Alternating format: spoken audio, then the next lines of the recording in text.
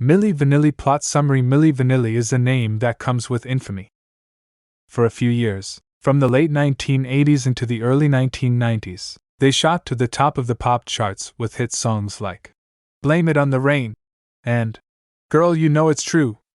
But it would all come crashing down when they were exposed for not actually singing a single note on their albums, and the vocals were provided by other session singers. Who was in Milli Vanilli? Milli Vanilli blew up overseas in Germany before making it big in America. The duo consisted of Fab Morvan and Rob Pilatus. Both were guys yearning for success and fame in the entertainment industry. They were models, backup dancers, and singers who stumbled across music producer Frank Farian, who would con them into lip-syncing over some songs recorded by other singers. Morvan and Pilatus would be packaged as the faces of the band Milli Vanilli, even though it was not their actual voices in the songs. This wasn't the first time producer Frank Farian had done this. He had produced a musical act called Boney M in the 1970s. It was not his actual vocals on the tracks. So this was not the first time Farian had become a regular at exploiting black artists over the years. How did Milli Vanilli get big? Milli Vanilli's music began to soar up the charts in Germany, and in true fashion, what's big overseas can eventually make its way over to America. This was something Farian didn't want, but Morvan and Pilatus thoroughly enjoyed it. But as big as they got in America, the band began to be on limited time in their success in the music business. They would sign a record deal with Clive Davis and go on non-stop promotional tours. Milli Vanilli, for a brief time, was just about everywhere. Yet, the bigger they got, the more the ground got shaky.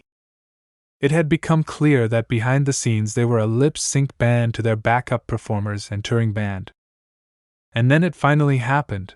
Their backup track while performing began to skip at live shows. The infamous footage of them performing Girl You Know It's True, repeating the chorus over and over, and Rob and Fab running off stage. What contributed to the beginning of the end? Despite the rumors going around the industry that the duo lip-synced, their manager ended up trying to get them a Grammy nomination for Best New Artist. The rumors had started to turn into actual evidence between industry heads that there was more to them than met the eye with their talent. They got the nomination from financial help on a backdoor deal and were told to bring it on their performance. By Grammy night, word got out about their lip-syncing and that it wasn't their voice. There is even footage of Ozzy Osbourne rolling his eyes at them in the crowd during their performance. And as fate would have it, so to speak, they would win the award for Best New Artist. And with that Grammy win, their days were numbered. Did Milli Vanilli give their Grammy back? Months later, Milli Vanilli would own up to the press and the accusations around the industry about them not singing a note on their album. They were the only act to win a Grammy and then give it back.